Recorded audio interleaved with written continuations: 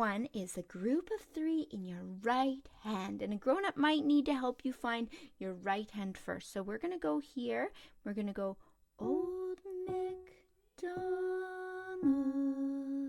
So you can see that we're on the bottom of the group of 3, then we're on the bottom of the group of 2. So I'll demonstrate that again, and then we'll do the next section. So that sounds already like Old MacDonald's farm. The next one, we're going to start using this note. So we're going to go, Old MacDonald had a farm. So you've already been using this note, and this note to play the first part. So we'll do that one more time, then we'll go to the E-I-E-I-O part, which is loads of fun. So we have Old MacDonald had a farm. The next part is also in the Old MacDonald duet, so you might already know it if you checked out that video. And it goes E-I-E-I-O. So it had 2 notes. Do, do, do, do, do. So what you know so far is this. So we go.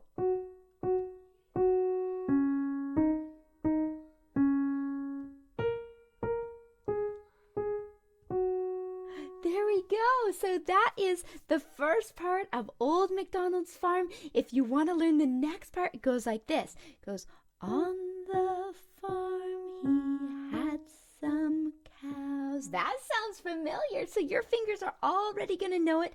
Then we have E-I-E-I-O.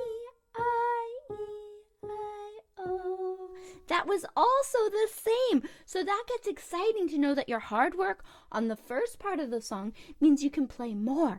The next section just stays on this bottom note of the group of 3. So you have this one. We're going to go moo moo here, moo moo there, everywhere a moo moo moo. So that's pretty fantastic. Then you're going to go back to Old MacDonald had a farm, E-I-E-I-O. Now you have the whole song learned, which is super rewarding. I'll play it start to finish, and make sure to subscribe if you're a new visitor here on our channel at Motif Music Studios. I'm so glad you're here. Here we go, one last time.